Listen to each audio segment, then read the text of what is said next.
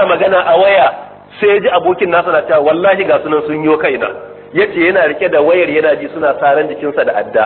Wayar ta fadi yana ji yana la ilaha illallah har ya daina ji suna saran jikinsa.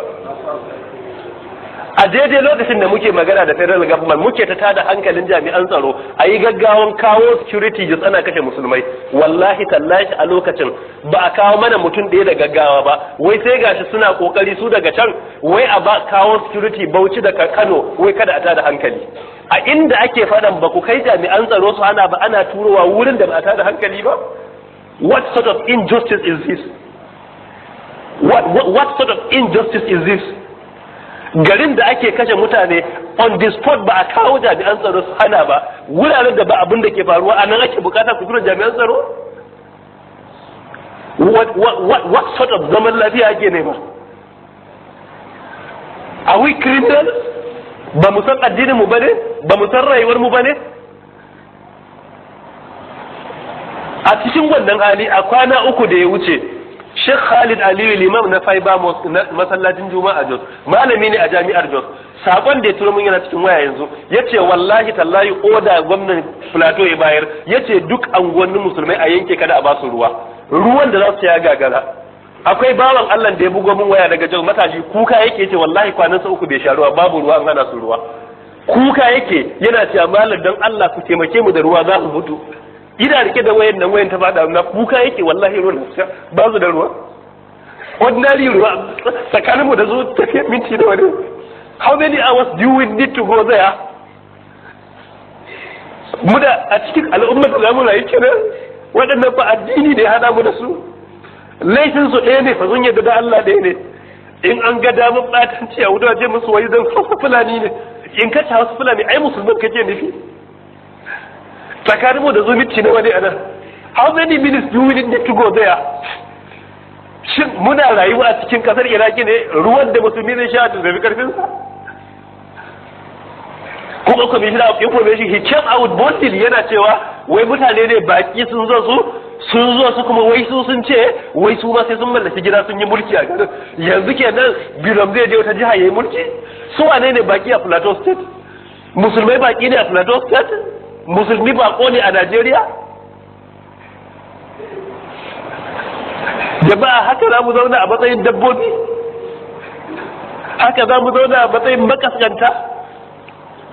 Suna aiki da hasadan da ke tsakaninmu, munafurcin da ke tsakanin musulmai, cin kafa da ke tsakanin musulmai, rashin haɗin kai da ke tsakanin musulmai, suna yin abin da suke so sun san babu abin da zai faru. Al'umma ce ta mu lalatacciyar al'umma. Wallahi tallahi mutuwar mu shi yabi alkhairi babu mu gaba daya. Addinin Yahuda in ba mai yin sa Allah zai addinin sa, Allah zai bar malaiku su bauta masa. Mu yi magana kada yakin addini ya gagare mu faɗa abin da ke faruwa ya gagare mu. Shin mu muke wa addinin gata ko shi yake mana? Addini fa shi yake mana gata, babu abin da muke wa addinin mu ne. What are we contributing to Islam? What are we contributing to Islam? Babu abin da muke wa addini. Addini shi yake mana gata. Yanzu an kashe mana mutane adadin da ba zai irgu ba. Duk maganar da muka faɗa muna da hujja. Ba ma faɗan magana da ka. Yanzu an kashe kusan mutum 3,000. Shekara 3 da ya wuce a cikin garin Gombe a wata makaranta gandu rikici ya faru, aka kashe wata Kirista kwaya ɗaya.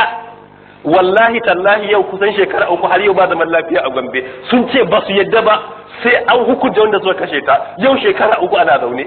Har san da ya kai matakin da suka sa gwamnatin jiha a gaba ta kamo wasu musulmai guda 3 ɗalibai a makarantar, aka ce ga wanda suka kashe ta aka yi su gaban alƙali a kashe su akan jinin mace kwaya ɗaya. Akan jinin mace kwaya ɗaya suka daina karantarwa a primary, suka daina karantarwa a secondary, duk ma'aikatan jihar Gombe babu inda suke fita, komai ya tsaya a jihar akan jinin mace kwaya ɗaya. Ba za mu daina aiki a kasar ba, aikin me muke yi, kowa ya bar aikin mana. Sai an bi kadin jinin mu da aka zubar a Plateau, ne amfanin aikin da muke yi? Kowa ya bar aikin mu da musulunci muke yi, ba mu da abin da fi addinin musulunci. Idan kuma muka ce ba za a ɗauki doka hannu ba, this does not mean that za mu zauna mu yi shiru a cikin addini. Dole a fito abin da ya dace. if at all Muslims are united, babu abun da zamu kara yi, ba aikin da zamu yi, sai an dauki matakin da ya dace. Wanne yawa ne ba mu da shi a kasar nan? Idan muka ce ba za mu yi aikin ba sai an yi hukuncin da ya dace a Jos, babu abun da zai tafi a Najeriya. Amma a jiha ɗaya akan jinin mace kwaya ɗaya sun yi abun da suke bukata. Sanda aka kama musulmai 3 aka yi su aka ce a kashe, yanzu har yanzu ana ke sun akan jinin mace kwaya ɗaya. Me yasa jinin mu ya zama kamar jinin sauro ne, ko jinin da jinin sauro ya fi shi daraja?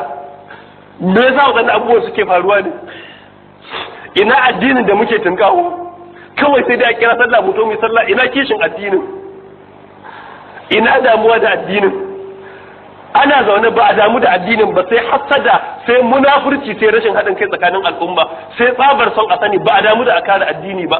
Ta zai addinin ya ci gaba da haka? Mutanen da ba su da addini sun fi mu? Duk bayanan da muke na a zauna lafiya a cikin fadan ana yi, akwai reverend da ya fito a rediyon VOA na America, watakila kun ji shi, ya fito yace su tausayin ma musulmai suke ji, sun shirya a bari su yi maganin su. Wa ya taɓa miki wannan magana din? Wane ne ya taɓa yin wannan magana din? Wane ne ya taɓa yin wannan magana din? A nan Jona Jange tashi shekara bai kai ɗaya ba, watannin baya suka tafi Lagos Sheraton Hotel. In mun faɗi magana muna da dalili. Suka tafi har da kan ciyaman na Bauchi nan, wannan Rabaran Musa Tula, suka je suka yi mitin a Lagos da dukkan editors na jaridun kasar waje da deputy editors, suka ba su documents a hannunsu, suka ce ga yadda suke bukata a kashe musulmai, ga irin abin da suke bukata a gayyato duniyar kafirai ta zo ta yaki musulmai. Suka yi dukkan batanci na addini, duk batanci ba wanda ba su yi wa addini ba. Waɗannan documents ɗin hatta abin da suka raba na CDs an same su, amma har yau ba abin da aka yi. Da wannan na Bauchin suka tafi har can. Kuma daga abu ya faru a nan Bauchi za ku ya da video ya haɗa kai da Jonathan, hatta ko rikici aka yi a nan za su tafi a can suke press conference, sauran suna yi a wurin. Muna zaune ana ce a yi zaman lafiya, an taɓa mitin a garin nan, shi yana shugaban kan, aka ce ya fito ya ce wa talakawansu kada su ɗauki doka a hannunsu, a ce ya ce wa talaka a zauna lafiya. Mu muka shiga rediyo muka ce kada musulmi ya ɗauki doka, ana zaune a jihar nan a gaban gwamna ake maganan yadda shi ba zai fita ya ga kiristoci su zauna lafiya ba. Mu akwai sama da mutum 30 a wurin, yace shi ba zai yi ba. A fito ma a ce a zauna lafiya ya gagar jama'a, mu dabbobi ne? Mu dabbobi ne? What are we looking for? Kuma mu ce a zauna lafiya, babu irin ƙaryen da ba sa mana, babu ɓatancin da ba sa mana, babu sharrin da ba sa yi. Idan waɗannan maganganun da muke faɗan gaskiya akan mimbari na addinin Allah shine ta da hankali, to wanda ma yace a zauna lafiyan Allah ya tsine masa albarka. An faɗa in dai a faɗi gaskiyar ne shine Allah ya tsine masa albarka. In ka ga dama ka mai da mu cikin iyayenmu, in ka fasa Allah ya tsine maka albarka. Magana da bakin ba za mu faɗa ba? Jama'a mu fa ba bayi bane fa, mun fai karatun addini, mun fai karatun zamani a matsayin mu na almajirai, mun san yancin mu, mun san yancin addinin mu. Mu fito mu yi magana shine zai zama wata magana, shine zai zama wani matsala? Ba za a yi abin da ya dace